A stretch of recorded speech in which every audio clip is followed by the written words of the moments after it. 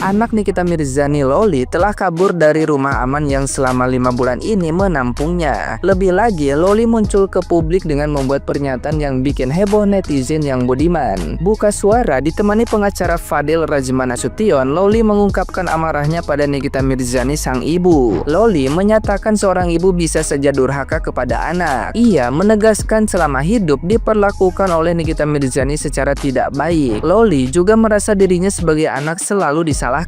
Padahal menurut pandangannya seorang ibu juga bisa berbuat salah hingga durhaka kepada anak. Merasa terpojok, Loli bersikeras untuk bersuara ke publik. Pernyataan heboh Loli lainnya menyebut seorang anak tidak seharusnya takut pada orang tua, terlebih seorang ibu yang melahirkan kita. Ia merasa dirinya tidak pernah meminta dilahirkan di dunia dari rahim ibu seperti Nikita Mirzani. Bahkan jika Loli bisa memilih, ia tidak pernah bangga pada Nikita Mirzani yang sudah melahirkannya. Ia merasa sang ibu selalu ribut dan dinilai sebagai artis kontroversial. Hal itu membuatnya muak dan memilih melarikan diri. Buntut dari pernyataan Loli tersebut, banyak netizen yang budiman yang akhirnya bersimpati pada Nikita Mirzani. Netizen yang berbakti menilai Loli tidak sepantasnya berucap demikian kepada ibunya. Nah, gimana nih menurut netizen yang terhormat? Silahkan berkomentar ya. Kok ada kata-kata kalau dipukul sama orang tua itu terus orang tuanya itu durhaka sama anak? Ya lihat-lihat anaknya seperti apa dulu. Aku aja dulu sering dipukul sama orang tua ya biasa-biasa aja ya, itu hal yang wajar sih. Tapi kalau omongannya Fitri Salhuteru itu kalau ngomong anak kalau sering dipukul sama orang tua atau orang tua itu durhaka sama durhaka sama anak.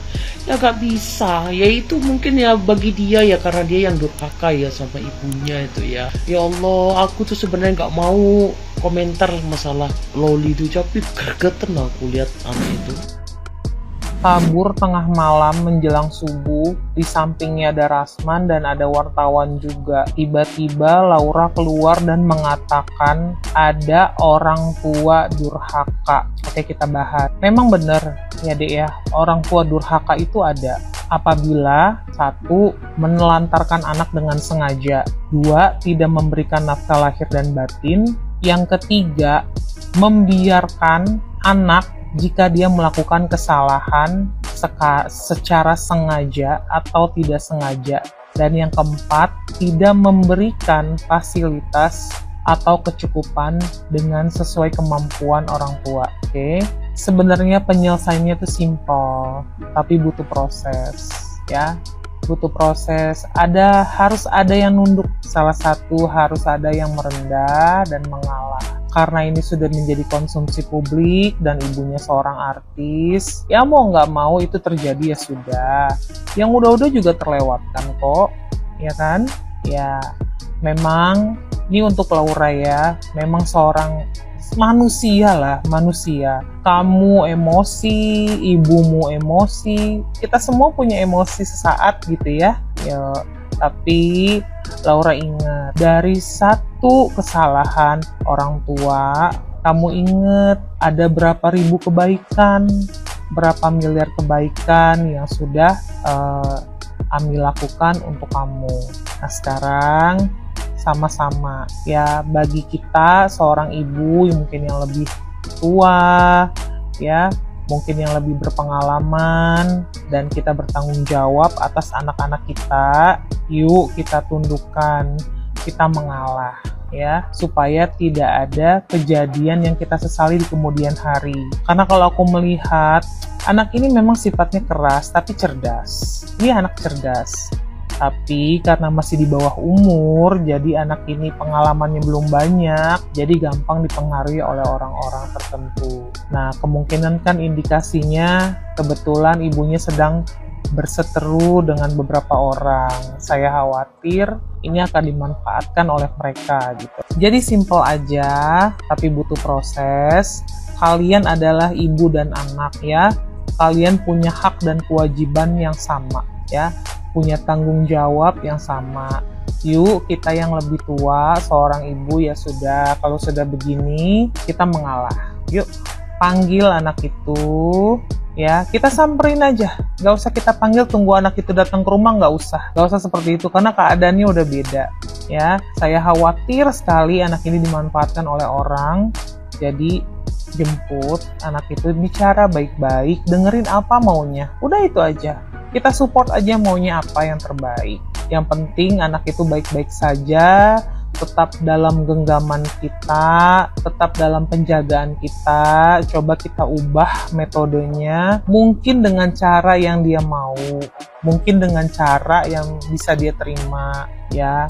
Terkadang cara kita itu menurut kita yang terbaik, tapi kadang-kadang anak-anak itu kan baru belajar ya, anak-anak baru belajar, jadi mereka nerimanya tuh beda, jadi treatmentnya anak-anak itu beda. Karena gini, kita nggak bisa pungkiri sifat anak kita sendiri ya, anak kandung itu kita yang tahu, anak yang tahu ibunya, ibu yang tahu anaknya, ayahnya dan sebagainya gitu ya. Jadi kalau kita mau mentreatment anak kita, coba caranya gimana caranya kita mentreatment diri kita sendiri. Itu sih pesan aku sebenarnya. Ini beres, ini simple banget kok. Kuncinya cuman ibu dan anak damai. Ayo treatment anakmu seperti kamu mentreatment dirimu sendiri. Itu aja. Ya. Kata gue tuh anak udah di level yang berani banget sih. Bisa bilang jangan takut sama orang tua yang hanya melahirkan kamu. Dan kalau bisa milih, gue lebih baik lahir dari rahim orang lain. Kata gue tuh anak udah kerasukan apa gue juga nggak tahu. Cuma amit-amit sih, gue lagi hamil guys. Di sini tuh gue mau bahas sama orang-orang yang masih ngebelain itu anak. Mungkin ya orang-orang yang masih komen kayak kasihan juga dia gitu kan, nggak pernah dapat perhatian bla bla bla. Dan mungkin Nikmir tidak terbaik buat Loli dan sebagainya gitu. Kata gue yang komen itu adalah orang-orang yang mungkin belum jadi ibu, atau mungkin mereka belum menikah dan merasakan punya anak.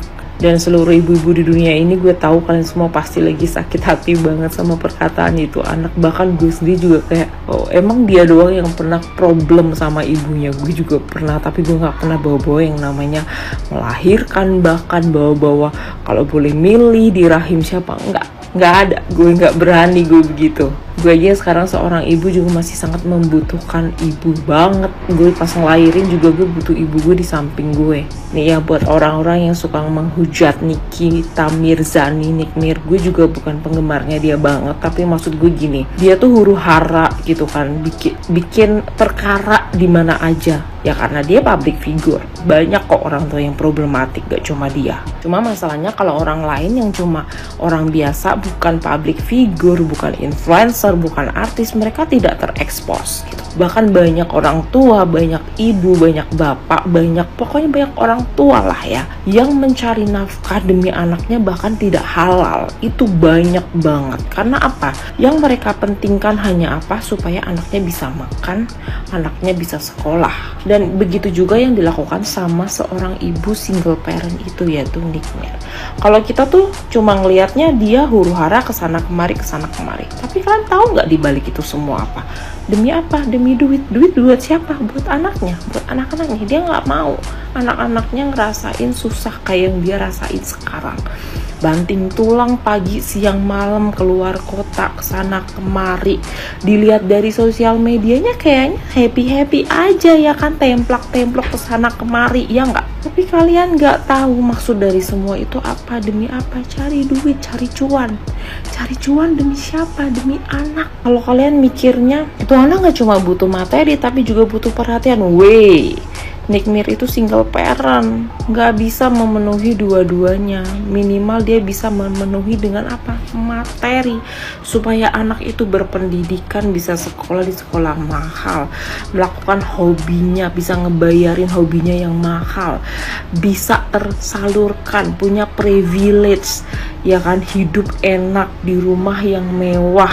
Lu mau beli apa dibeliin. Itu juga menurut gue perhatian, memang materi, bukan perhatian dari seorang ibu yang ibunya selalu nungguin dia, kemana aja dia ditanyain, di mana aja ada ibunya, ada anaknya. Ya dia nggak akan hidup seenak ini dong kalau begitu, kecuali nih dia hidup dengan kecukupan orang tua, punya bapak, punya ibu. Kalau masih kurang perhatian, itu orang tuanya yang salah. Masalahnya di sini dia ini diurus sama single parent. Salah satu yang bisa terpenuhi, nggak bisa dua-duanya terpenuhi dong sayang. Kalau dia mau hidup enak ya ibunya harus kerja keras. Itu maksud gue, makanya buka ya mata hati kalian yang masih menghujat. Siapa juga yang mau punya ibu huru hara. Gue mau memaklumi. Karena apa? Itu adalah bukti dia kerja keras dia supaya apa? Supaya gue hidup enak. Kalau seandainya itu ibu gue. Dan emang benar, seorang anak pun mau gak mau sedikit demi sedikit harus memahami orang tuanya. Karena suatu saat dia akan jadi seorang ibu juga dan dia berkata seperti itu. Gila sih, berani banget ya.